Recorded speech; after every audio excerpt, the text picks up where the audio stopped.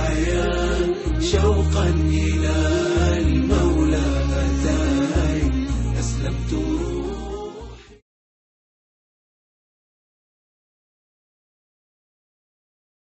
أعوذ بالله من الشيطان الرجيم بسم الله الرحمن الرحيم الحمد لله رب العالمين والعاقبة للمتقين والصلاة والسلام على رسوله محمد وآله وأصحابه أجمعين أما بعد السلام عليكم قرنداشlar biz bugün yani Maalim-i Sünne en-Nebeviye Peygamber Körsetmeleri namlı kitabının birinci kısmı Akide dersine başlagan. Bunun birinci kısmı akideninki birinci babı El-Erkanul İslam ve İman degen bu bab bugün ikinci bab Babul İhlas ve Niyet. İhlas ve Niyet hakkındaki babda bugün toxtalımız. Yani bu İhlas ve Niyet toğruluk ikinci bab bu kitabımızdaki umum hediyesininki 4. hediyesi hesaplanıdı. Biz aldı bilen hadisini Arapçasını okup onu bir lafzan tercüme qilib bo'lgandan keyin qisqa tushundirish ilib boramiz. An Umar ibn Khattab radiyallahu anhu قال سمعت النبي صلى الله عليه وسلم يقول يا أيها الناس إنما الأعمال بالنية وإنما لامرئ ما نوى فمن كانت هجرته إلى الله ورسوله فهجرته إلى الله ورسوله ومن هاجر إلى دنيا يصيبها أو امرأة يتزوجها فهجرته إلى ما هاجر إليه. Ömer ibn Hattab radıyallahu anhu'dan rivayet kılındı ki Ömer ibn Hattab radıyallahu anhu mındaq deydi. Men Peygamber sallallahu aleyhi ve sellem'nin mındaq deganligini anlagan. Ey insanlar, ameller hakikaten niyet bilen buludu. Her qandaq bir insan üçün niyet qılığını buludu. Kimki hicreti Allah'a ve Allah'ın peygamberine bolsa, onun hicreti şununğa buludu. Kimki o dünyaya yetiş üçün yoki bir ayolga öyleniş üçün hicret qilgan bolsa, onun hicreti ana şununğa buludu degan. Bu Peygamber sallallahu aleyhi ve sellem hadisini innamal a'malu bin niyet yine ameller niyet bilen buludu dedi. Yani her qandaq amelning sahih buluşu, her qandaq amelninki kamil buluşu, her qandaq amelninki savabqa layık buluşu niyet bilen bağlıq, niyet bilen itibarga alınıdı degan buludu. Bu yerdeki amel meyli til bilen qılınadigan ameller bolsun, meyli dil bilen qılınadigan ameller bolsun, meyli başka azalar bilen kılınadigan ameller bolsun, hemmisini öz içiga aladi. Endi niyet bu yerda qasd degan maqsad qilish degan bo'ladi. Niyetning o'rni qalb bo'lib, bu qalbning bir ishga iroda bog'lishi, bir ishni maqsad qilishini ko'rsatib beradi. Ya'ni niyet her qandaq amalning sahih, kamil bo'lishi ve şu amelinin savabı layık buluşuda intayin mühim rol oynaydı. Mesela bir namaz okugan iki xil adamның ahvalı qarasak, münafık olan Allah'a halis ibadet kılıvatkan ihlasmen kişinin namazdaki halde qarasak oxşaş. Görünüşte o ikilisi namaz okuydu. Ama bu ikisininki oturustaki birisinin günah, ma'siyat okugan namazda cinayetçi bulduğanlığı, yeni birinin okugan namazı Allah'ın dergahıyla kabul kıldığı ibadetle ayrılışı, o fakat niyet bilen buludu. Bu ikisinin oturunu farklandırıp belgüçü fakat niyet. Münafık şu namaz okugan bolsun mu, şu namaz bilen turup, yani davuzakın en çoğunkur katlamlardı buludu. Ama muhlis, şu namazlarını okuş arkalık, ibadetlerini kılış arkalık muhlis boğan adam kıyametin illiyindi buludu. Demek niyetinin mana muşundaq ibadetlerde görünüşüde okşaş ibadet kılgan bilen niyet arkalık bu fark edilir. Yani niyetinin tesiri cihat emellerde nahati yarıkın körlüdü. Peygamber sallallahu aleyhi ve sellem Mundaq degan, mushu Allohning kalimasi oliy bo'lish uchun urush qilgan odamning jihodi fi sabilillah bo'ladi, Allohning yo'lida bo'ladi degan. Endi bir odam Allohning kalimasini ustun qilish uchun jihad qildi, yana bir odam g'animatga yetish uchun urush qildi. G'animatga yetish uchun urush qilgan odamning erishitqini faqat g'animat bo'ladi, uning hech qanday savob bo'lmaydi. Endi yana bir odam botir ekan, qahramon ekan desin haqlimin deb urush qilgan bo'lsa, uning ajri faqat dunyolik bo'ldi. Mushkil alada hammasi urush qildi. Yana birisi dunyo maqsadi bilan jihad qatnashdi, yana birisi o'zining botirlikni ko'rsatish uchun jihad qatnashdi, yana birisi Alloh rizoligini, ilohiy kalimatullohni ustun qilish niyati bilan jihad qatnashdi. Lekin bu holatda faqat Alloh subhanahu va taoloning kalimasini ustun qilish uchun niyat bilan urush qatnashgan odamga savob bo'ladi. Ammo ikki turli odamga qilgan bu jihodi uning gunohlariga kafarat bo'lmaydi. Yana u shunday jihodlarga qatnashgan bo'lsa-mu, dozaqqa tashlanadi. Mana bu nimaning roli bilan bo'ladi deganda niyat bilan bo'ladi. Shunga innamal a'malu binniyat deymiz. Va innama li imri'in ma nawa. Har qanday insonga har qanday bir musulmonga amalidan o'zi maqsad qilgani bo'ladi. Musulmon amal qilib shu amaldan nimani maqsad qilgan bo'lsa, shu bo'ladi. Bu hukm hammasida o'rtaq. Mayli ibodatlarda bo'lsin, mayli muomalatlarda bo'lsin, mayli odatdagi amallarda bo'lsin, hammasida o'rtaq hisoblanadi.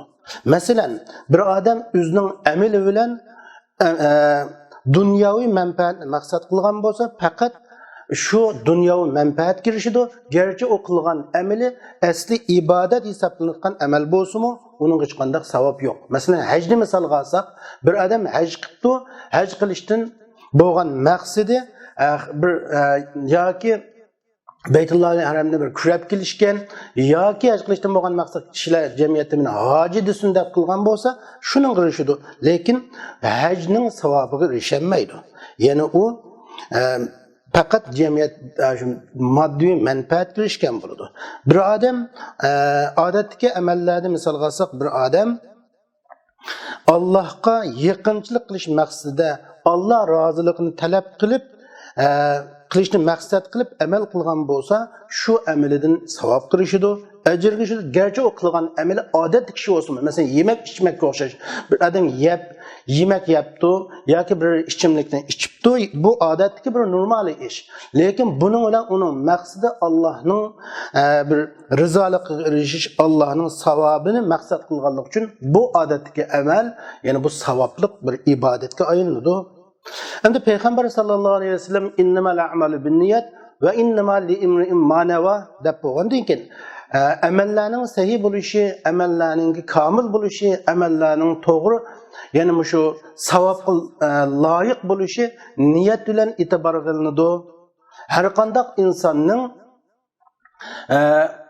niyat insonga amallardan niyat qilgani bildi deb bo'lib, buning Rasululloh bizga misol bayon qilib mundaq deydi.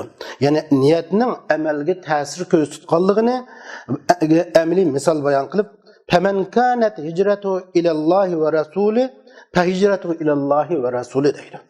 Ya'ni kimdikin o'zining hijrati bilan Alloh subhanahu va taolaning buyrug'ini ijro qilishni, Alloh subhanahu va taolaning roziligini talab erishishni, dinini ayna shu har xil fitnalardan olib qochishni maqsad qilgan bo'lsa, o'zining diniy amallarini joyida qilishni maqsad qilib bundaq hijrat qilgan bo'lsa, uning hijrati Alloh dargohida qabul qilinadigan shar'iy hijrat bo'ladi. Ve men kanet hicretu li dunya yusibuha ev imra'atin yetezevvecuha fe hicretu ila ma hacere iley. Ama qandaq bir adamning hijrati bir dunyoga yetish uchun bo'lgan bo'lsa, hijrat qilibdi, ya'ni o'zining yurtidan boshqa bir yurtga yo'tkilibdi, ammo bu qilishdan bo'lgan faoliyati faqat dunyolik uchun bo'lgan bo'lsa, yoki bir ayolga o'yinish uchun bo'lgan bo'lsa, u faqat shu o'zi uning hijrati shuning bo'ladi. Ya'ni o'zining hijrati bilan dunyo manfaatini maqsad qilgan bo'lsa, yoki bir ayolga to'y qilishni maqsad qilgan bo'lsa, u hijratidan faqat o'zi niyat qilgan shu manfaatlarga yetadi. Uning bu hijrat erishgan savobga hicretdan erishgan bu nasibalarga erişemeydi. Lekin uning qilgan ishi harom bo'lmaydi. Masalan, u qilgan nikohi tuyib batil bo'lmaydi, qilgan ishlari harom bo'lmaydi. Chunki hijrat u namozga o'xshaydigan yoki ro'zaga o'xshaydigan mundaq ibodat bo'lmag'achqa, buningda boshqa bir narsani maqsad qilib hijrat qilgan bo'lsa, shuning qiydidir. Ammo u hijratning fazilatidan mahrum qoladi. Hijratning qanday fazilati bor, qanday rolu bor deganda, hijrat chunki bir odam musulmon bo'lgandan keyin hijrat qilib bo'lguchi bo'lgan orliqdagi barliq jinoyatlarini kafarat bo'ladi, xatolikni o'chirdi, mana mushu xil ajrdan mahrum qolgan bo'ladi. Ama bir adam masalan ya bir ticaret qilish uchun hijrat qilibdi, yo sayohat qilish uchun bo'ladi, yo ziyorat qilish uchun bo'lgan bo'lsa, odatdagi ruxsat qilingan ishlardir. Ama uning hijrati shu odatdagi mubah bo'ladi, yana uning savobmi bo'lmaydi va jinoyatmi bo'lmaydi. Ammo u hijrat qilibdi bir qurbat uchun, Allohning bir savoblik ishlash uchun yoki urug' tuqqanlarni sila rahmini ulash uchun mundaq bo'lgan bo'lsa, uning hijrati yana savob beriladigan bir hijratga aylandi. Ammo bir odam bir harom ishni qilish uchun hijrat qilgan bo'lsa, uning hijrati haromga aylanadi. Shunga bu yerdagi hijratning lekin alayda bir nimasi fazilati, hijrat qilgan odam hijrat qilishning musulmon bo'lgandan keyin hijrat qilib bo'lguchi bo'lgan orliqda inson xatolikdan xoli bo'lmaydi, kamchilikdan xoli bo'lmaydi. Shu xatoliklarga hijrat erishgan savob unga kafarat bo'lib, hijrat unga kafarat bo'ldi. Endi biz navbatda mayli biz vatanimizdan bu yerga chiqqan bo'ldik, yana bu yerga hijratlarimiz har bir odamning o'xshamaydi. Ba'zilar haqiqatan o'zining dinini saqlab qolish uchun chiqqan bo'lsa, ba'zilar tijorat uchun chiqqan bo'lishi mumkin, ba'zilar o'qish uchun chiqqan bo'lishi mumkin. Demak, har bir odam o'zining yana vatanni tashlab bu yerga chiqishda nima uchun chiqqanligini o'ziga oydin bo'ladi. Shunga haqiqiy Allohningki buyrug'ini ijro qilish maqsadi bilan, Allohga bir ibodat qilish maqsadi bilan, dinini saqlab qolish maqsadi bilan chiqqanlar alohida hijrat savobiga erishadi. Endi bu yerda yana bir masala bor. Masalan, bir odam Allah uchun hijrat qilish niyatini, to'y qilish niyatini va dunyoga niyatini hammani aralashtirib chiqqan bo'lsa, hijrat qilibdi, hijratda dinini saqlab qilish va ham to'ymi qilish, ham dunyolikqa yetish maqsadi bilan hijrat qilgan bo'lsa, bu odamning ahvoli cho'qim Allah uchun hijrat qilganning tundi bu odamning hijrati. Uningdan bir daraja tuvan bo'ladi. Endi bu odamga qanchalik savob bo'ladi deganda, shu odamning zodi Alloh tomonidan qabul qilingan shar'iy hijratdan qanchalik niyat qilganligiga bog'liq bo'ladi. Demak, hadisni ko'rib o'tdik. Hadisdan oldigan bir muhim nuqtalar xulosasi shuki, yaxshi amalni kimki yaxshi amalni qilsa, undan keyin shu yaxshi amalni ijro qilishdan bir kuch yetmaydigan o'zira uni cheklab qo'ysa, ya'ni kasal bo'lib qolganlikdan yo vafot etib ketganlikdan yoki hijrat qilishga tayyorlik qilibdi, yoki uni hukumat boshqa kuchlar uni tutib sulab olib hijrat qilg'ili qo'ymabdi. Mushuning o'xshash ishlarni qilibdi, lekin asli zodi hijrat qilishni yoki to'g'ri maqsad qilgan yoki yaxshi bir amalni qilishni maqsad qilgan, uning ma'lum sabab yaxshi amalni qilmagan bo'lsa-mu, shu niyati yaxshi amalni qilishni niyat qilgan niyatiga qarata savob beriladi. Chunki payg'ambar alayhisolamning bir hadisida, kimki bir yaxshilikni qilishni maqsad qilgan bo'lsa, uni amal qilmagan bo'lsa, uningga bir yaxshilik yoziladi. Kimki bir yomonlik qilishni maqsad qilibdi, lekin amal qilmagan bo'lsa, uningga yomonlik yozilmaydi degan. Hadisdan aytgan ikkinchi mazmun amallar niyatsiz, niyat bo'lmasdan, ya'ni xolis, samimiy bir niyat bo'lmasdan amallar sahih bo'lmaydi, takomil bo'lmaydi va savobga loyiq bo'lmaydiganligini ko'ra olamiz. Uchinchisi, har qanday yaxshi amal va har qanday manfaatlik amallar niyat bilan va ixlos bilan Alloh roziligini talab qilish bilan ibodatga aylanadiganligini hadisdan ko'ra olamiz. To'rtinchi, yaxshi ishlarni qilish insonlarni rozi qilish uchun, yaxshi ishlarni qilishdan bo'lgan niyati, yaxshi ishni qilish niyati inson rozi qilish uchun bo'lsa va dunyoviy manfaatlarni qo'lga keltirish uchun bo'lgan bo'lsa, u yaxshi ish qilgan bo'lsa-mu, oxiratda qilgan u yaxshi ishi qarta qilguvchiga hech qanday savob bo'lmaydiganligini ko'rib olamiz. Beshinchisi, niyat amaldan yaxshi ekanligini ko'rib olamiz. Unda deganlik niyat qilib qolib amal qilmang deganlik bo'lmaydi. Lekin chunki niyatsiz amalga hech qanday savob bo'lmaydigan bo'lg'achqa, niyat amaldan yaxshi ekanligini hadisdan ko'rib olamiz. Endi bu 5-ci hadisimiz yine şu ihlas ve niyet doğrusidagi hadisning ikkinchisi hisoblanadi. Abi Hurayra radhiyallohu anhudan rivoyat qilingan hadis. An Abi Hurayra qala sami'tu Rasulullah sallallohu alayhi ve sellem yaqul inna awwalan nas yuqda yawmal qiyamati alay rajulun ustushhida fa'utiya bihi fa'arafahu ni'amahu fa'arafaha qala fama عملت فيها قال قاتلت فيك حتى استشهدت قال كذبت ولكنك قاتلت لأن يقال جريء فقد قيل ثم أمر به فسحب على وجهه حتى ألقي في النار ورجل تعلم العلم وعلمه وقرأ القرآن فأوتي به فعرفه نعمه فعرفها قال فما عملت فيها قال تعلمت العلم وعلمته وقرأت فيك القرآن قال كذبت ولكنك تعلمت العلم ليقال عالم وعلمت العلم ليقال معلم وقرأت القرآن ليقال هو قارئ فقد قيل ثم أمر به فسحب على وجهه حتى ألقي في النار ورجل وسع الله عليه وأعطاه من أصناف المال كله فأوتي به فعرفه نعمه فعرفها قال فما عملت فيها قال ما تركت من سبيل يحب أن ينفق فيها إلا أنفقت فيها لك قال كذبت ولكنك فعلت ليقال هو جواد فقد قيل ثم أمر به فسحب على وجهه ثم ألقي في النار. Abi Hurayradan rivoyat qilinadiki, Abi Hurayra radhiyallohu anhu mundaq deydi. Men payg'ambar sallallohu alayhi vasallamning mundaq deganligini anglagan. Payg'ambar alayhisalom mundaq deydi. Qiyomat kuni hisob elinadigan insonlarning tunjisi 3 turlik odam.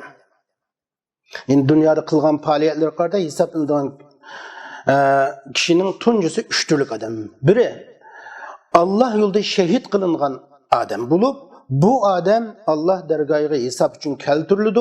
Allah Teala onunğa bergen nimetlerini onunğa tunutudu, eslitudu. O nimetlerini eslep itiraf kılıdı.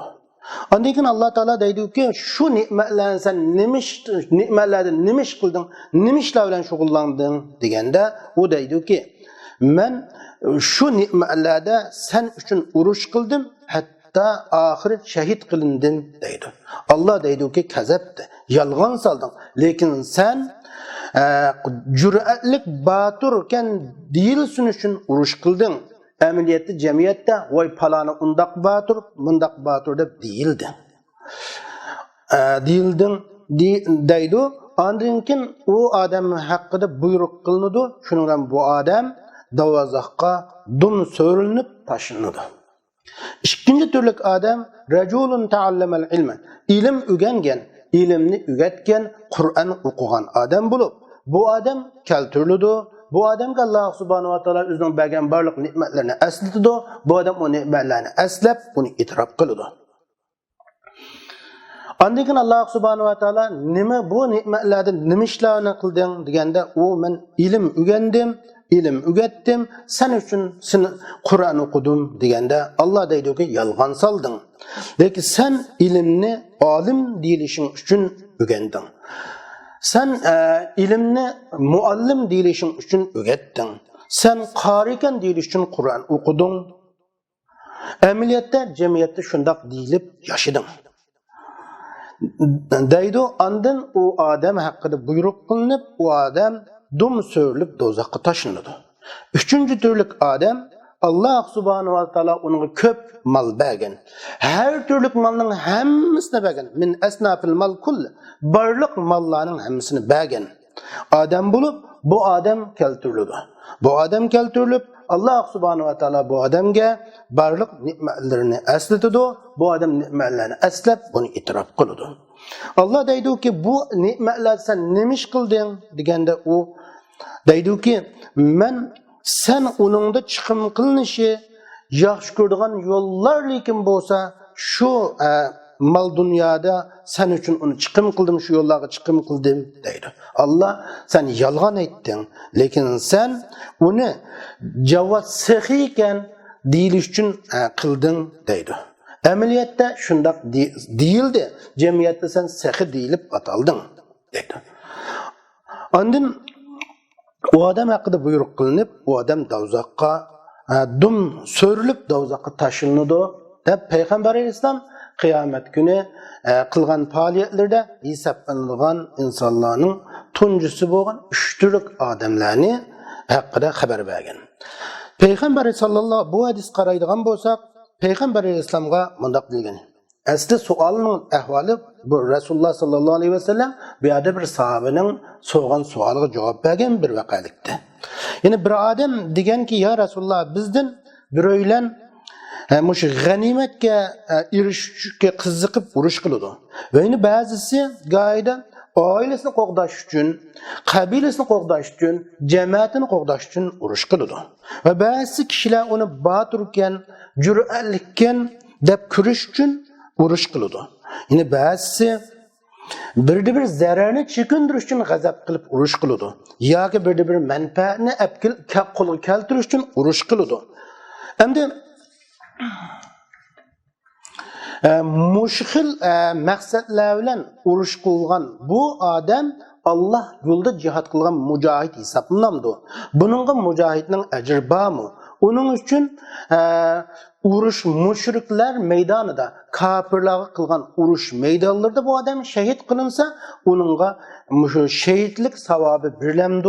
Dep soğanda Peygamber sallallahu aleyhi ve sellem kıyamet günü özünün faaliyetinden sual kılın, hesap elindiğen sual kılınған kişilerin tuncusu tüvenlik üçtürlük Adem dep biz bayan tercüme kılgan üçtürlük Adem'ni oturup koygan. Birinci Adem ne bitti? Birinci Adem Allah yolunda öldürülgen Adem. Bu Adem hesap meydanına keltürülüdü. Allah subhanahu wa ta'ala bununla barlık bergen nimetlerini estildi. Yani onunla nurgun güç bergen, bir xil güç kuvvetini bergen, onun başka nurgun nimetlerini bergen. Biz Allah'ın bizge bergen nimetlerini sanap tüketip bulanmayımız. Şu nimetlerini Allah onunla estildi. O adam o nimetlerini tunup itiraf kılgan deyinken sen şu nimetlerden nemiş kıldın deyip sorulganda Elik Adem, men sen üçün cihat kılıp ya Resul, Allah şehit kılın deyim degende, deyildi ki adamı yalgan saldın. Sen muşo hakiki ihlas davayında men üçün cihat kılganlık, menin baramda şehit kılınganlık bu davayında yalgan saldın. Sen ameliyette cüretlik deyilişin üçün uruş kıldın. Ameliyette yani şu senin hakkında aşu gepler değildi. Cihatdan boğan maksudun asıl oldu. Dep onundan keyin şu cehennemge muakkal boğan piriştilerge deyildi ki bu adamlar dozaqqa taşlanlar deyildi. Bu adam dum söylüp dozaqqa taşlandı dedi. Endi ikinci türlük adam qandaq adam degende ikinci türlük adam o Allah Teala onunla o ikinci türlük adam şer'i ilimlerini öğrengen ve o şer'i ilimlerini ügetken ve Kur'an okugan adam. Bu ikinci türlük adam. Bu adam muşundak ilim ügengen ve ügetken, cemiyete alim ulema atalgan, qari Kur'an atalgan bu türlük adamlar kıyamet günü hesap meydanına keltirilip Allah subhanahu ve taala bununla barlık bergen nimetlerini onunla esletkende o nimetlerini tunuydu. İtiraf kılıdı, esleydi.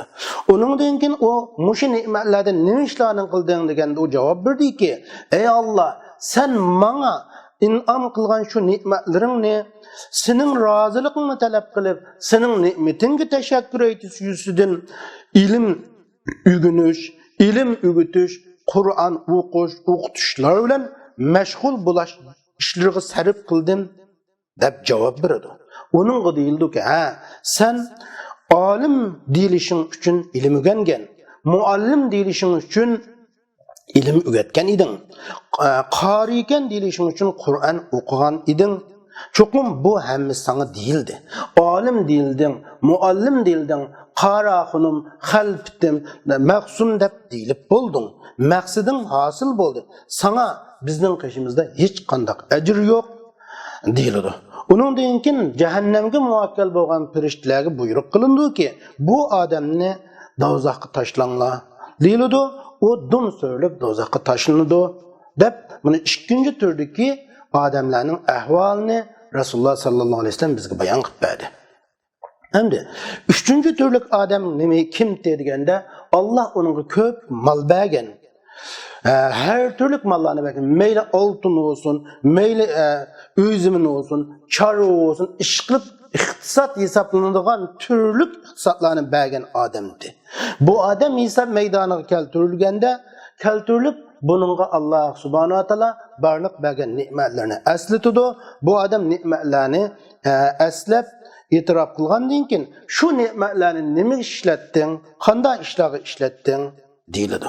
Bu odam javob berdiki, ey Alloh, sen chiqim qilinishni yaxshi ko'rdiganligi barliq yo'lda men uni chiqim qildim deganda uningga deyiladi, yolg'on solding. Sen amaliyotda zori chiqim qilding.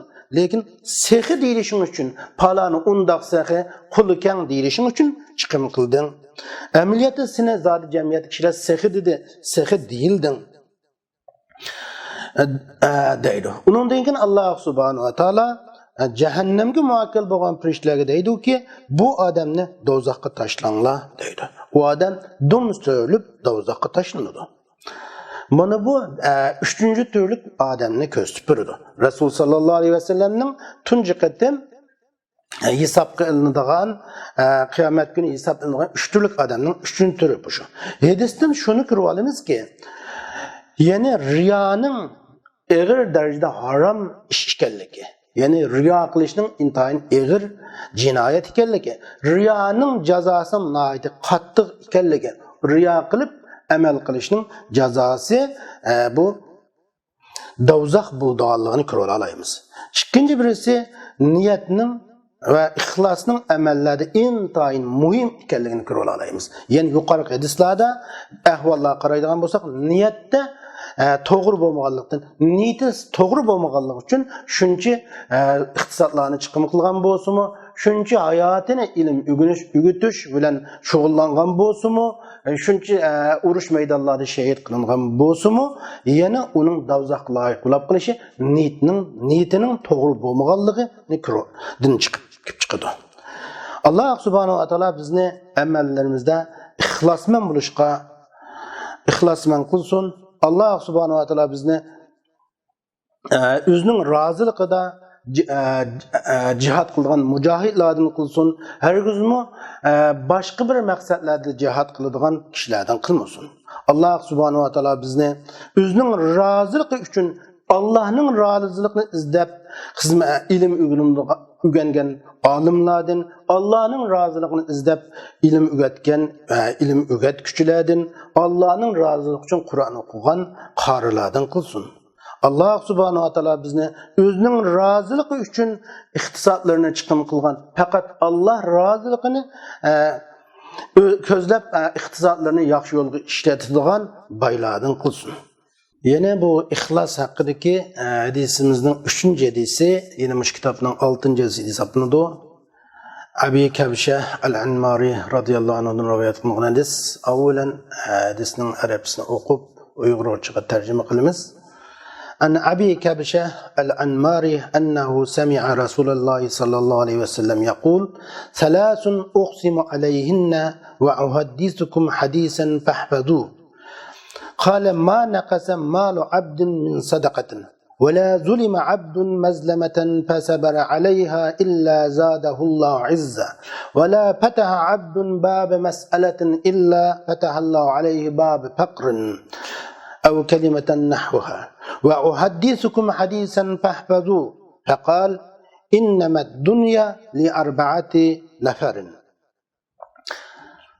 عبد رزقه الله مالا وعلما فهو يتقي ربه فيه ويصل به رحمه ويعلم لله فيه حقا فهذا بأفضل المنازل وعبد رزقه الله علما ولم يرزقه مالا فهو صادق النية يقول لو أن لي مالا لعملت فيه بعمل فلان فهو بنيته فأجرهما سواء وعبد رزقه الله مالا ولم يرزقه علما يخبط في ماله بغير علم لا يتقي فيه ربه ولا يصل فيه رحمه ولا يعلم لله فيه حقا فهو أقبس المنازل وعبد لم يرزقه الله مالا ولا علما فهو يقول لو أن لي مالا لعملت فيه بعمل فلان فهو بنيته فوزرهما سواء أبي كبشة الأنمار رضي الله عنه دون رواية قلندوكي أبي كبشة الأنماري رسول صلى الله عليه وسلم مندق ديگلگini anlagan رسول صلى الله عليه وسلم مندق deydi 3 türlü xislat bulup men bu 3 türlü xislatga qasam qilaman. Men uningga qasam qilgan 3 türlü xislat bor. Men sizlarga bir hadis so'zlab beraman, uni obdan esinglarda saqlab olinglar deydi. Rasululloh dediki bu Rasululloh sallallohu alayhi vasallam uningga o'zi qasam qilgan xislatlarning birinchisi Rasululloh dediki ma naqasa malu abdin min sadaqatin. Birinchi 3 xislatning birincisi bir odamning meli sadaqa berganlikdan kamlab ketmaydi. Ikkinchisi bir odam zulm qilinib uningga shu zulmga sabr qiladi ekan Alloh subhanahu va taolo uningga izzat sharafni ziyoda qiladi. Üçüncü xislat bir odam bir so'rash ishkini boshqalardan bir narsa tilamchilik qilish, ya'ni bir narsadan so'rash ishkini ochmaydi. Ashundaq bir odam bir tilamchilik ishkini ochadi ekan, bir narsani so'rash ishkini ochadi ekan, Alloh uningga faqirlik ishkini ochib qo'ydi. Va uhaddiskum hadisan, men sizlarga bir hadis so'zlab beraman, buni yodlanglar dedi. Bu qasidi Rasululloh deyki innama dunya li arba'a nafarin. Dunyoda 4 türlük adamlar yaşaydı. Yoki bu ümmetning misali bu 4 türlük adamning misaliga o'xshash degan bo'ladi. Birinchi türlük adamlar bir odam bo'lib Alloh subhanahu va taolo uningga mal va ilm bergan. U odam shu mal va ilmida Alloh subhanahu va taologa taqvolik qilgan, u mal dunyosi bilan o'zining urug' tuqqanchiliklarini yaxshilagan va sila rahmilarni ulug'an. Alloh subhanahu va taoloning shu maldagi, ilmdagi haqqini u odam tunugan. Mana bu odam eng oliy martabalarda, eng katta manzillarda bo'ladi. İkinci türlük adam Allah onunla ilim bergen ama mal bermegen adam bulup bu adam rastçıl, niyeti sap boğan bir adam bulup bu adam deydi ki kaşki melim boğan bolsa men mu pulani emel kılgandek şu mallarda emellerini kıttım. Palani hacdigen yollağımı hacdittim deydi. Bu adam niyeti de zaten şu ağızda degendek niyeti de mi? Aşını niyet kılgan sap niyetlik adam. Bu iş köylerinin ecri okşaş. Birinci türlük adam bilen mana bu ikinci türlük adamның irişidigan ecri okşaş buludu. Üçüncü türlük adam ve abdin bir adamga Allah subhanahu wa taala mal berdi ama ilim bermegen. Bu adam melini ilimsiz halatda qalaymakan chiqim qilgan. Melida Allah subhanahu wa taolaga taqvolik qilmasdan qalaymakan mallarni hajligan, taqvolik qilmagan. O malları bilen sila rahmilerini ulumagan, urug' tuqqanchilik munosabatlarini yaxshilamagan. O şu maldaki Allah'ın hakkını tunumugan. Mana bu odam eng nachar o'rinda bo'ladi, martabasi eng tuvan, eng nachar o'rinda bo'ladi. Qiyomat kuni hali eng xarob bo'ladi. To'rtinchi turlik odam Alloh uningga mol bergan, malmı bermagan, ilmmi bermagan odam. Malmı bermagan, ilm bermagan odam bo'lib, bu odam deydi-ki, "Kaşki mening melim bo'lgan bo'lsa, pulani xaydiganda xayladim, palani bağan, uyun tamasha uyunlarga baradim, ashuningdek hashamatlik yashadim" degandek, mushundaq gaplarni deydi. U odam zodi mushu niyatida, u zodi o'zining mushu niyati bilan bo'ladi. Mushu gapni degandek, ashuni niyat qilgan bir odam bo'lib, bu 3-chi va 4-chi turlik odam bu ikki guruhining gunohi o'xshash bo'ladi. 3-chi va 4-chi guruhdagi odamlarning gunohi o'xshash bo'ladi.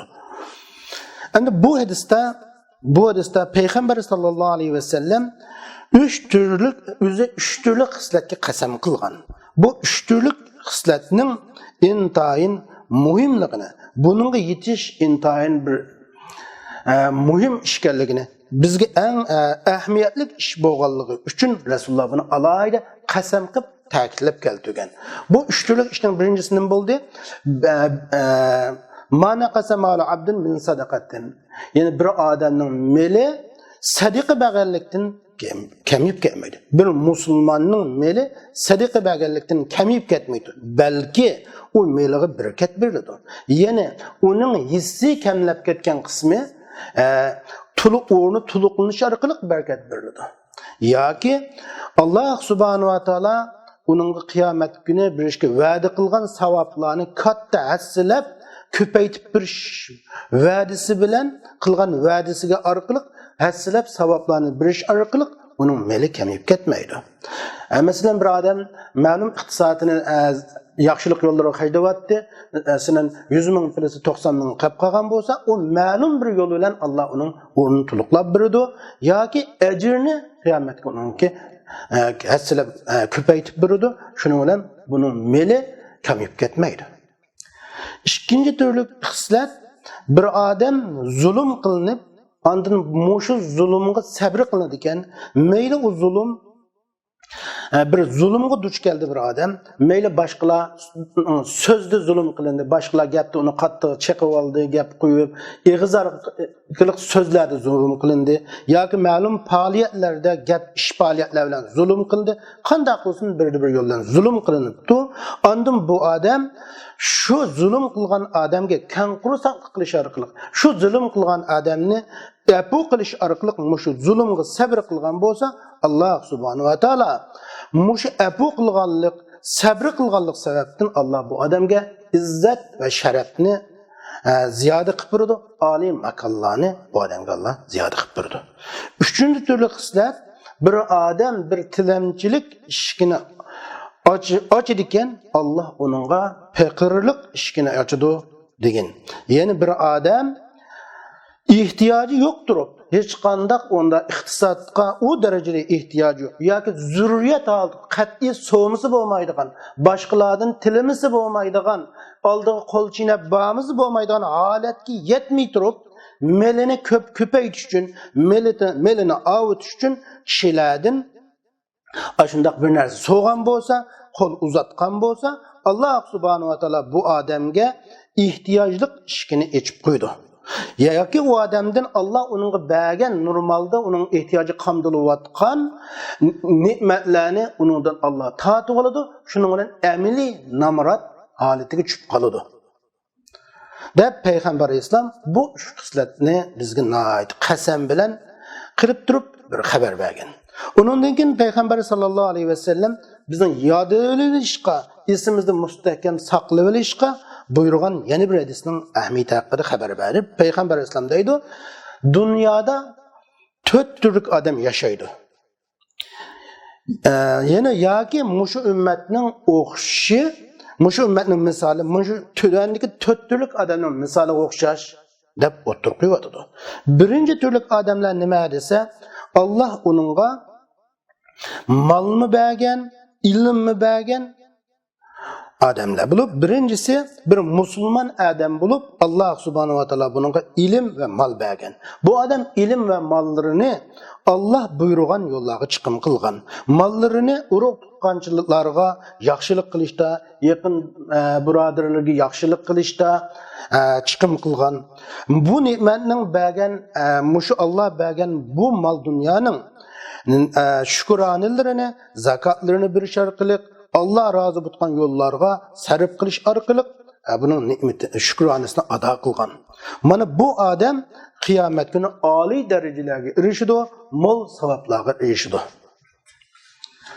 Endi ikkinchi turlik odam dunyoda yashaydigan ikkinchi sinfdagi odamlar kim deganda, bular Allah subhanahu wa taolo bularga dini ilim bergen, dinde alim kılgan bularni ve ona mal bermegen, alim ama iktisat bermegen adam bulup, bu adam Allah ihlas bilen, hakiki çin dili bilen Allah'a boğan neydi, çin ihlas bilen deydi ki, eğer Allah bana mal berse, mal bergen olsun, men mu yani şu melinin hakkını Allah maldaki hakkını cayda ada kılgan, şu mallarını yaxşılık yollarına hacligen, şu pulani emel kılgandek, falani emel kılgandek mal dünyayın boğulmasa emel kıttım degen adam bulup, mana bu adam muşun ni samimi boğan niyeti asasen savab verildi, mukafat verildi. Bu adam niyeti de samimi halis boğanlığı üçün birinci türdeki adam bilen bu adam ecirde, savapta ortak buludu. Ama üçüncü türlük adam kim degende, üçüncü türlük adam Allah onunla mal bergen ama ilim bermegen adam bulup, bu adam mallarını qalaymagan chiqim qiladi. Ba'zi chaqda mal chiqim qilgan yerlar bo'lsa-mu, haqiqiy malga ehtiyojli, yordamga ehtiyojli yerlar bo'lsa-mu, dunyoni yaxshi ko'rganlikdan, u mal dunyosi resmen bo'lganlikdan iqtisodini chiqim qilolmaydi. Ba'zi chaqda o başqalarga o'nglatish yuzidan, ko'rsatish yuzidan, faxr qilish yuzidan alohida chiqim qiladi. Sum'at uchun, riyo, faxrlar uchun chiqim qiladi. U ya'ni Allah buyurgan yo'llarga chiqim qilmaydi. Urug' tuqqanchilik, sil rahmlarni ulash, urug' tuqqanlarining deki münasebetini yaxshilash to'g'risida bu yerlarga chiqim qilmaydi. Mana bu turlik odam qiyomat kuni Allohning dargohida en yaqin o'rinda bo'ladi.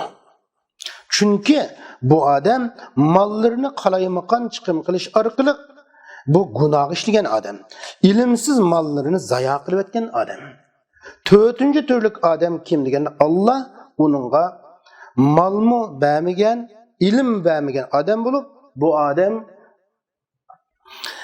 deydi ki, kaşki mening melim bo'lgan bo'lsa, menmu mushu mallarimni o palani chiqim qanday shahvat yo'llarga, ashunda xushalliqlarga, dunyo lazzatlariga, ashunda yerga chiqim qildim. Ashuni bir hajladim deb bundaq deydigan, mushundaq qarashda bo'lgan odam. Mana bu odam mushu nachar maqsadi bo'yicha gunohda üçüncü türlük adam bilen bu dördüncü ve üçüncü türlük adam gunohda ortak bo'ladi. Hem de bu hadislerden şunu xulosalaymiz ki, malni sadaqa qilish, zulm qilgan zolimni afu qilib o'tish, kishilardan bir narsa so'rashdan saqlanish Allohga yaqinlashtiradigan eng katta amallarning qatoridan ekanligini ko'ralaymiz. Ikkinchi, niyat qachoniki rost, samimi bo'lsa, Allah razı bo'lgan ishlarda xolis bo'lsa, bu niyat sahibini oliy martabalarga erishtirganligini, bu niyat ajrga erishish, katta savoblarga erishishga sabab bo'lganligini ko'ralaymiz. Uchinchi, an-niyatul fasida, ya'ni buzuq niyatlar, xato niyatlar, samimi bo'lmagan xato niyatlar sahibini en yaqin o'rinlarga erishtirganligini ko'ralaymiz. To'rtinchisi, kishilar alohida zurul bo'lmagan holatda, zurriyat holatiga tushmay turib, boshqalarning, kishilarning mollarini so'rash, yordam so'rash, başqalarning iqtisodini so'rashdan qattiq ogohlantirish bor ekanligini bu hadisda ko'rib olaymiz. 5-incisi bu hadisdan urug' tuqqanchilik silah rahmini ulashning naqadar muhim ekanligini ko'rib olaymiz.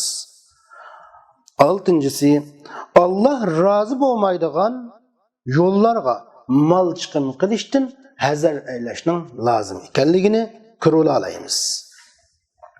Endi bu ixlos haqida bayon qilinadigan hadisimizning yana birisi Abi Umama al-Bahili radhiyallohu anhudan rivoyat qilingan hadis. An Abi Umama al-Bahili jaa rajulun ila an-nabiy sallallohu alayhi wasallam faqala ara'ayta rajulan ghada yaltamisu al-ajra wa-adh-dhikr ma lahu faqala la shay'a lahu فعادها 3 مرات يقول له رسول الله صلى الله عليه وسلم لا شيء له ثم قال إن الله لا يقبل من العمل إلا ما كان له خالصا وابتغي به وجهه. Abi Umama al-Bahili radhiyallohu anhudan rivoyat qilinadi ki u mundaq deydi. Bir odam payg'ambar sallallohu alayhi vasallamning qarshi kelib mundaq degan: "Ya Rasululloh, Allah'ın ecrini, Allah'tan savabını ümit qilib ve şunun bilan birge billa kişilerinin arasında nam şöhretini hem ümit qilib g'azat qiladigan bir odamdan xabar bersizlar. Bu odamning ahvoli nima bo'ladi deganda Rasululloh uning hech narsa yo'q degan.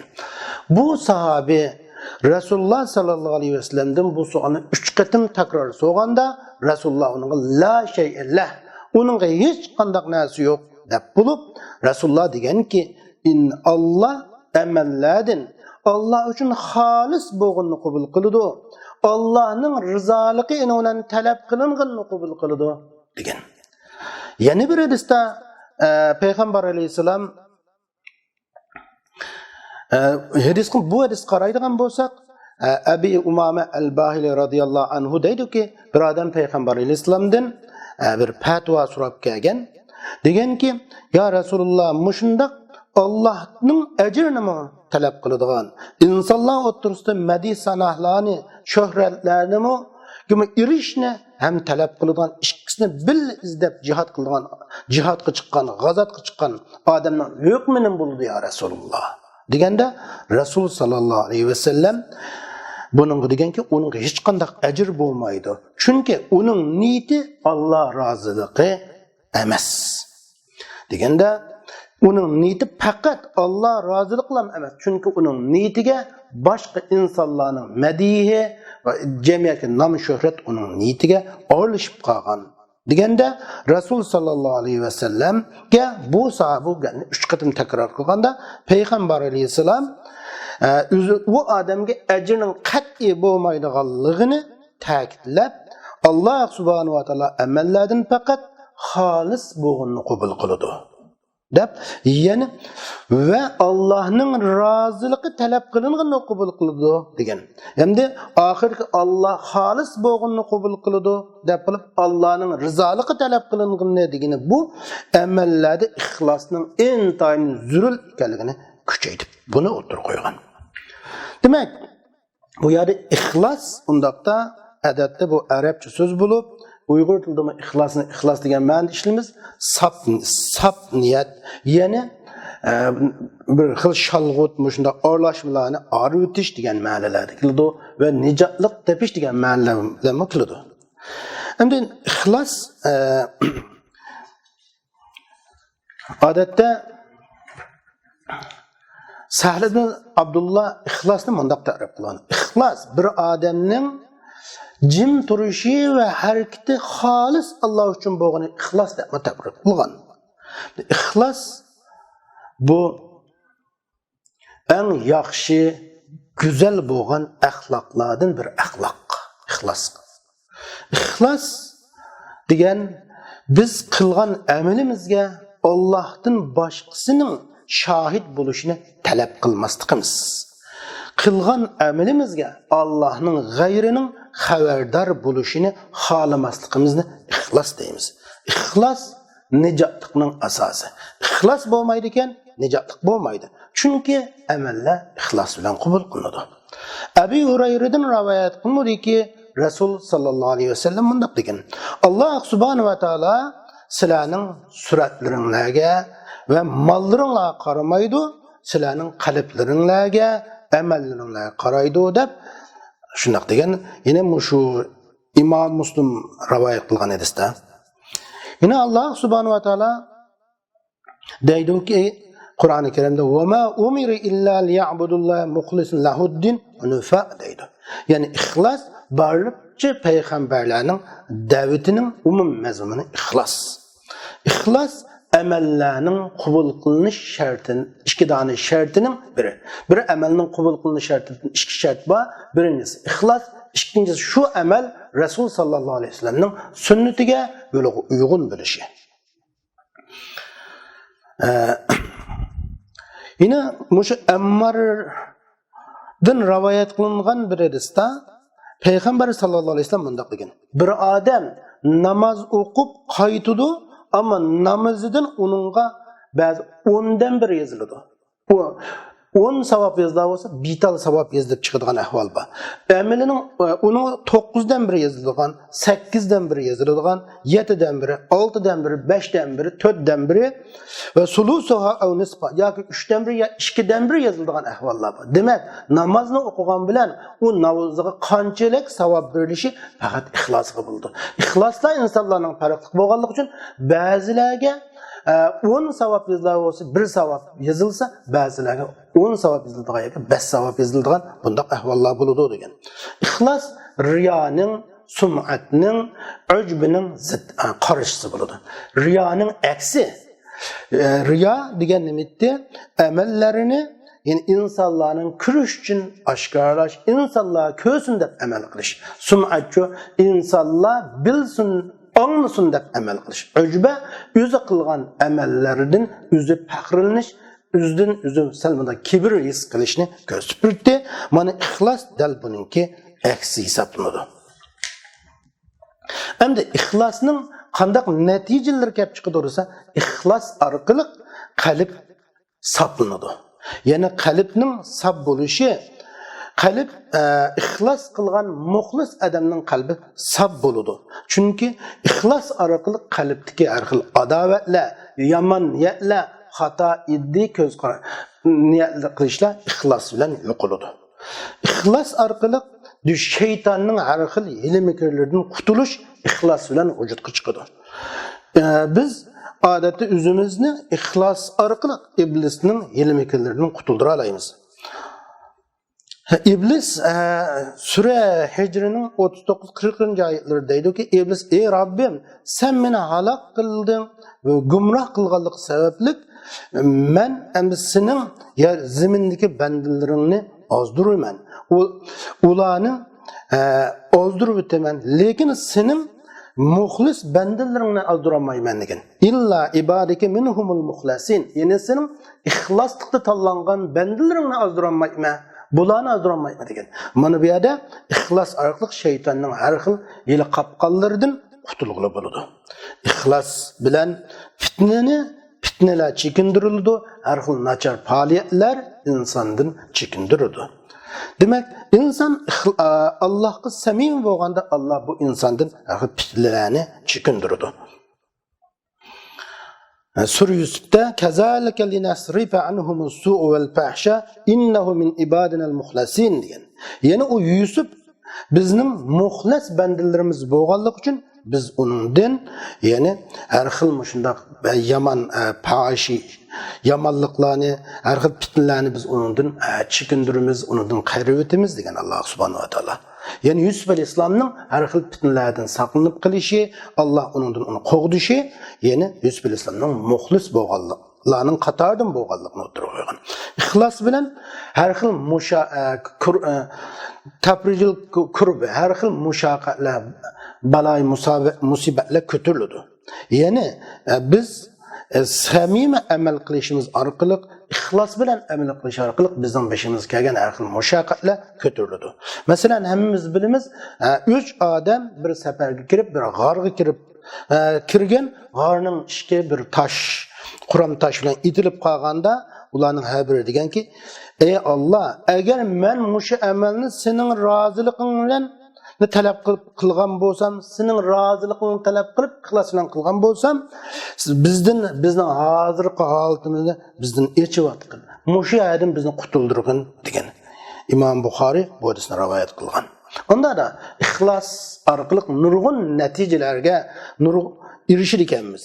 Endi bu ixlosni qo'lga nima bilan keltirgili bo'ldi? Ixlosni qo'lga keltirishning qanday qilgani muxlis bo'la olamiz desa, ixlosni qo'lga keltirishning o'rinlaridan biri mana ikki o'rinni so'zlayman. Birinchisi ixfaul a'mal. Amallarni maxfiy qilish bilan ixlosni qo'lga keltirgili bo'ladi.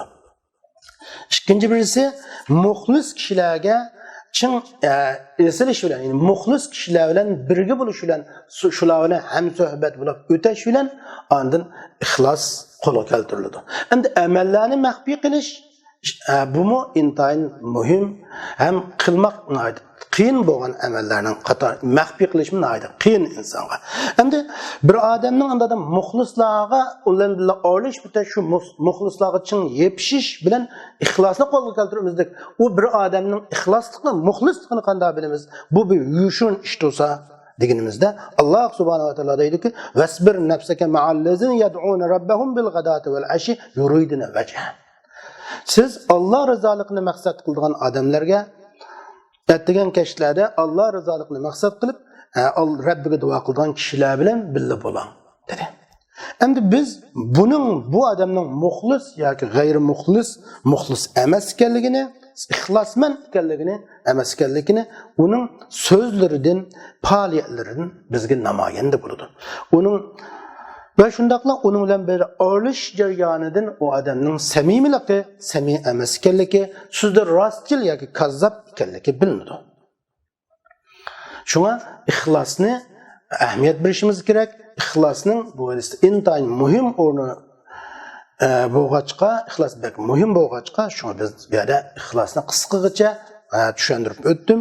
Endi bu hadisga qaraydigan bo'lsak, hadis 3 xil holatning bir ehtimol bo'ladi. Birinchi, ilohiy kalimatullohni jihad qilishda ilohiy kalimatullohni ustun qilishni maqsad qilish va faqat shu ilohiy kalimatullohni ustunligi bilan erishish.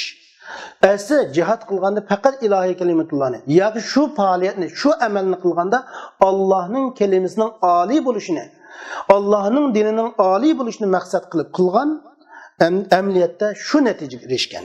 İkincisi, Allah'ın kelimesini üstün kılış, Allah'ın dinini yukarı kılışını maksat kılgan ve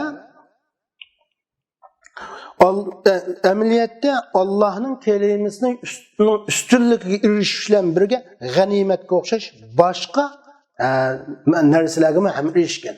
Niyati faqat Allohning kalimasining ustun qilish, ammo natijada Allohning bu niyati mado bo'lgan, uningdan boshqa g'animatga erishishga o'xshash boshqa natijalarni qo'lga kelgan ahvol. Uchinchisi, Allohning kalimasini ustun qilish va shuning bilan birga dunyolikdan yana bir narsani birga maqsad qilish. Ikkisini birga maqsad qilish. Ilohiy kalimatullohni ustun qilish va dunyolikdan birga ikkilisi birga maqsad qilingan. Hadisda uchinchisi Mush hadisdagi mazkur Abu Davud va Nasoiy rivoyat qilgan mazkur hadis bilan mana bu uchinchi qismi cheklanadi. Ammo birinchi va ikkinchi qismida uning hech qanday cheklimi yo'q bo'ladi. Endi demek ilahi kelimetullohni maqsad qilmay bu yolg'iz ilahi kelimetullohni maqsad qilmay faqat boshqa bir narsani maqsad qilib amal qilish bu cheklanadi bu. Hadisdan oladigan foyda, hadisdan shuni xulosalaymizki, bu hadisdan biri amaldan burun ilim amaldan burun ekanligini ko'rib olamiz. Chunki haliqi sahoba amal qilishdan burun mushundaq bir jihad qilinsa, mushundaq bir urushga chiqsa, buni hukmi nima bo'ladi deb Rasul sallallohu alayhi vasallamdan alayda buni hukmini so'ragan. Shunga ilim amaldan burun ekanligi chiqadi. İkinci birisi Allah roziligi talab qilinadigan amallar bilan birga Allah roziligining g'ayrining birga talab qilinishidan hazar aylash, buningdan qattiq diqqat qilish ekanligini hadisdan o'rganib olamiz. Uchinchisi haqiqiy mujohid degan Allah'ın kelimesi ali buluş için cihat kılgan kişi ekanligini ko'ra olamiz. To'rtinchisi, haqiqiy mujahid dunyo talab qilish uchun chiqmaydiganligi. Ya'ni g'animatga o'xshash, yaxshi nom atoqqa o'xshash va undan boshqa o'xshash maqsadlar bilan birga dunyo talab qilish uchun chiqmaydiganligini ko'ra olamiz. İxlos to'g'risidagi ixlos va niyat to'g'risidagi hadisimizning yana birisi Abi Hurayra radhiyallohu anhudan rivoyat qilingan hadis. An Abi Hurayra qala Rasululloh sallallohu alayhi va sallam innama yub'asu an-nasu ala niyatihim. Rasul sallallohu alayhi va sallam deydiki, insonlar qiyomat kuni niyatiga asosan tirgiziladi.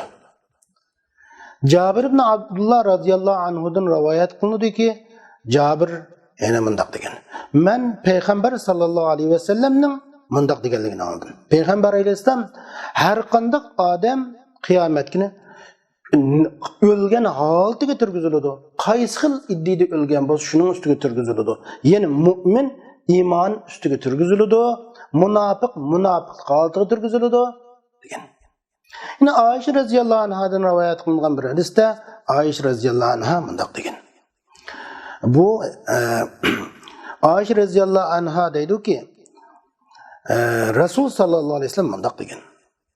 Bir qo'shin Ka'baga hujum qilish uchun yo'lga chiqib, ular Bayda degan yerga kelgan chaqda ular butunlay bosh oxir hammasi yer yutqiziladi deganda Ayşe radhiyallohu anha mundaq degan. Ya Rasululloh, bu ular butunlay yer yutqiziladi, bu urundikilar, mushu zamindikilar hammasi yer yutqiziladi dedim.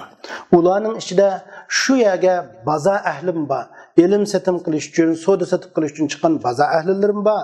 Shundaqla shu Ka'baga hujum qilish chiqqan qo'shinlarning ichida amaliyotda shunga majburlanib chiqib qolganlar, hargizmi Ka'baga hujum qilish iddisi yo'q, niyati yo'q, majburan ilib chiqilganlar bo'ladi ya Rasululloh.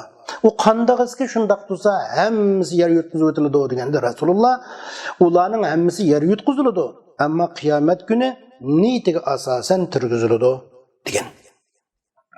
Hadisdan ko'rib olamizki, niyatning odamga ne kadar muhim ekanligi, niyatning insonga bo'lgan ta'siri ne kadar ahamiyatli ekanligini ko'ra olamiz.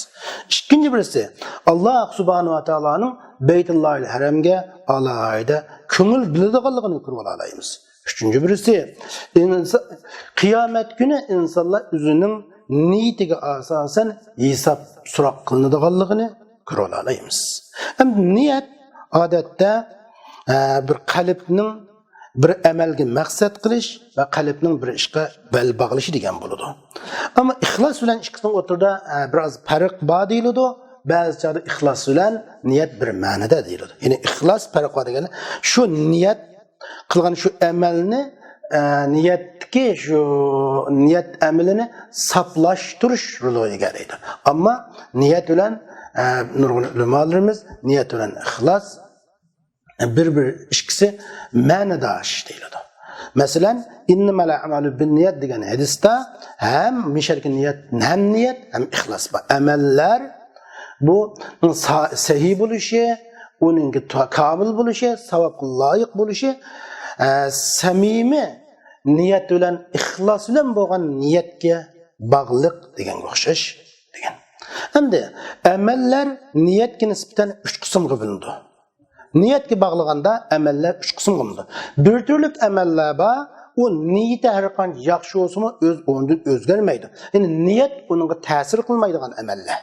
Masalan, bir odam bir harom maldan mashsabdi va debdiki mening mushu masdan sirishdan bo'lgan muddao maqsadim Alloh rizoligini maqsad qildim debdi. Ammo u odamga uning bu amali hech qanday manfaat bermaydi. Ya'ni niyat bu amalni to'g'riga, savoblik amalga o'zgartmaydi.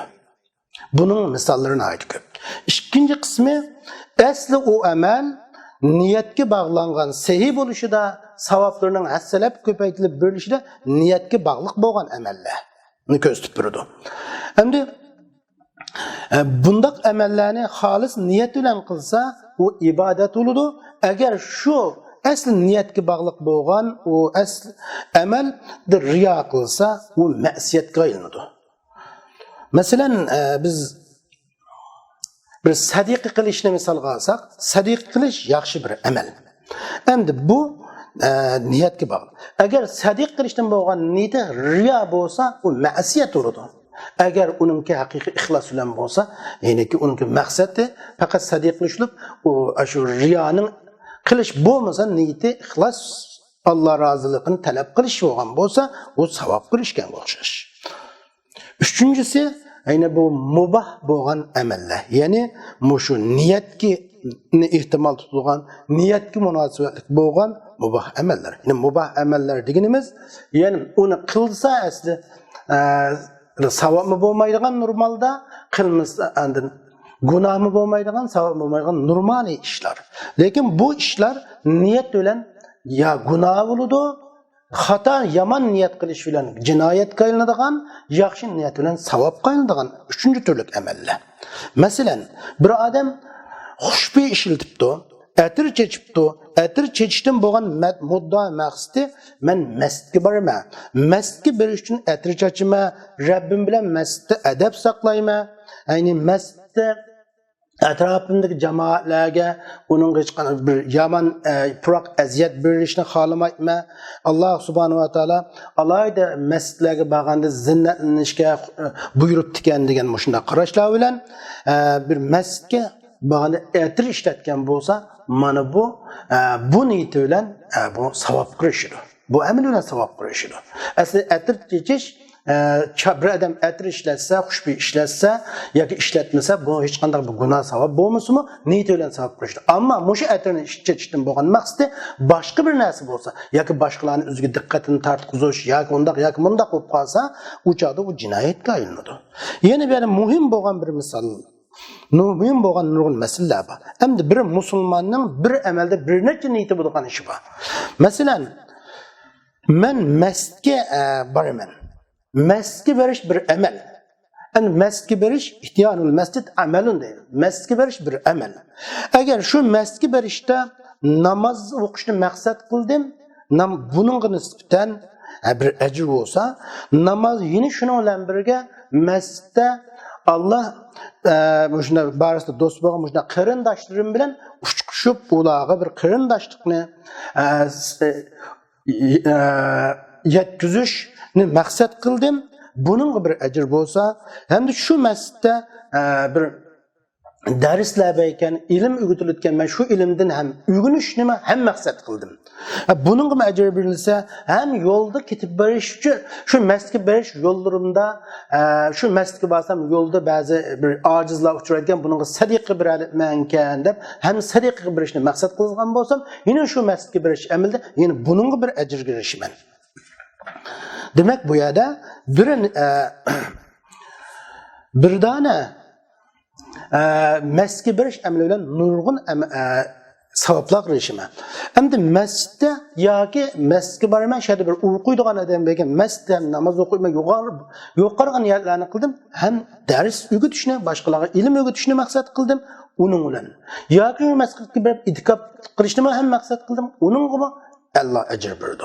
Demak, salih amallarda maqsad qancha ko'p bo'lsa, salih amalda maqsad qancha ko'p bo'lsa, uning ajri shuncha katta bo'ladi degan gap. Demak, niyat ibodatlarning ba'zidan farqlantirib turadi.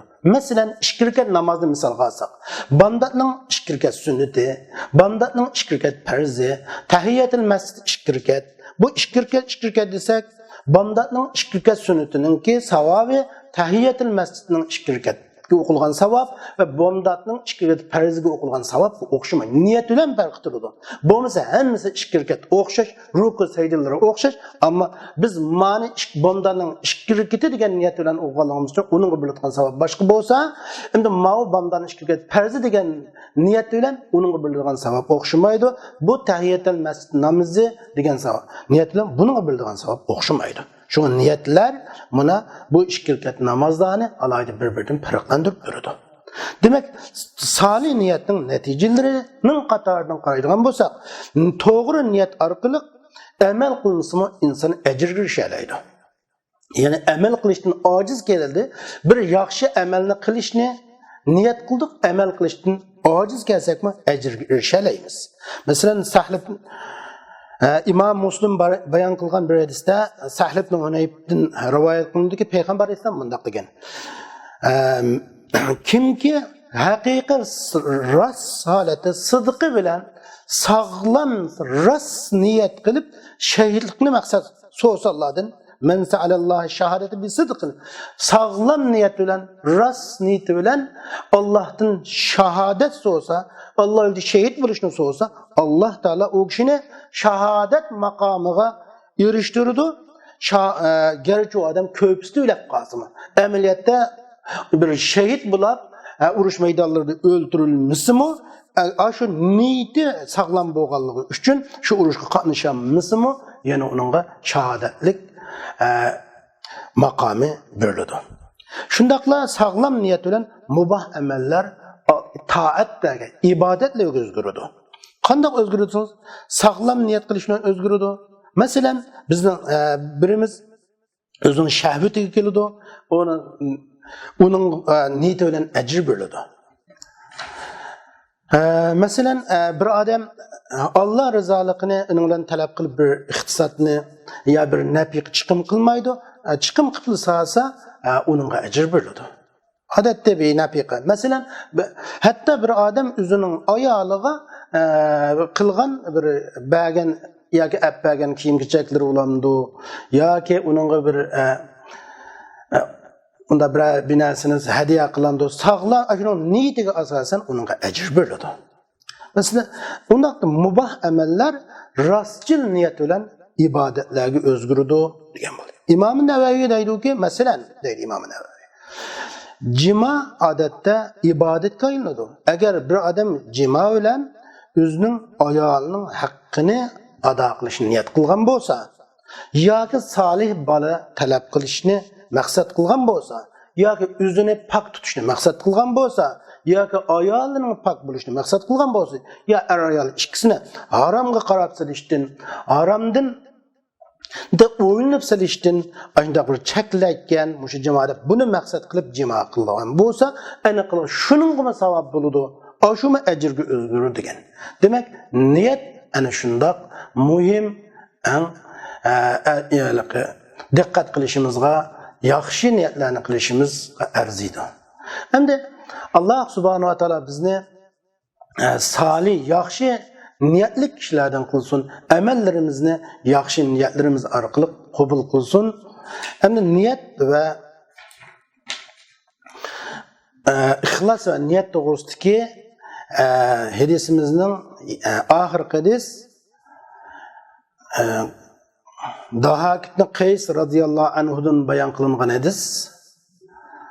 Dahak ibn Qays radhiyallohu anhu qala Rasululloh sallallohu alayhi va sallam inna Alloh ta'ala yaqulu ana khayru sharikin man ashraka bi fahuwa li shariki ya ayyuhan nas akhlisu a'malakum lillah fa inna Allah la yaqbalu min al-amal illa ma khalusa ولا تقولوا هذا لله وللرحيم فإنه للرحيم وليس لله منه شيء ولا تقولوا هذا لله ولوجوهكم فإنما هو لوجوهكم وليس لله فيه شيء.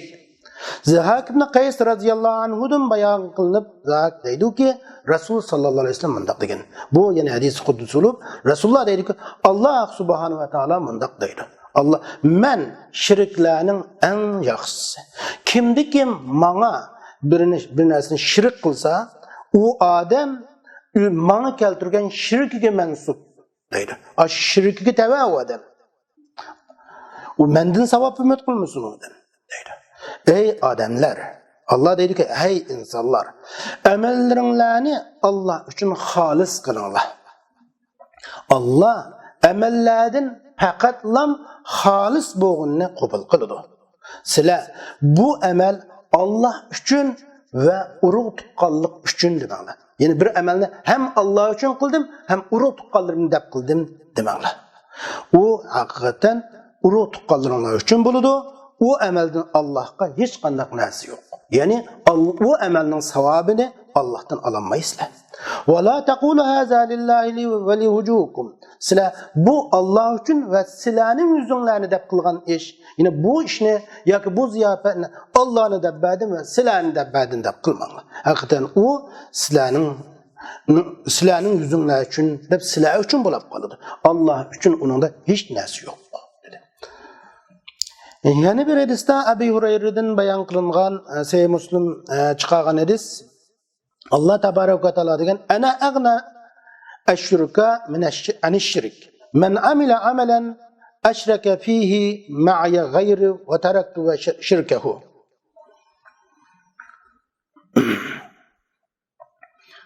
Yani Allah Tebarek ve Teala dedi ki men şirkten en bir hacet boğuqraqı. Kim ki bir amelni kılsa, o amelde menin gayrimni şirk keltirirse, men o adamni özün şirkiga tashlab qo'yaman, shirk bilan qilib qo'yaman deydi. Shunga biz amal ibodatlarni qilgan chaqda, bir ishlarni qilganda Allohga, Allohning g'ayrini shirk keltirishdan diqqat qilishimiz kerak. Shirk masalasiga nihoyat ahamiyat. Bunda hushyor bo'lishimiz kerak. Shirk odatda bu ulamolar buni ikkiga bo'ladi. Eşşirkul ekber, eşşirkul asgar. Yine eşşirkul ekber yani çoğun şirk ve küçük şirk. Şirkul ekber yine şu şirk keltirgen adamni İslam'dan çıkarıp ötüdüğün, dinden çıkarıp ötüdüğün, o bu şirkten tövbe kılmayı dünyadan kitip kalsa Allah onun günahını keçirmekten şirkle.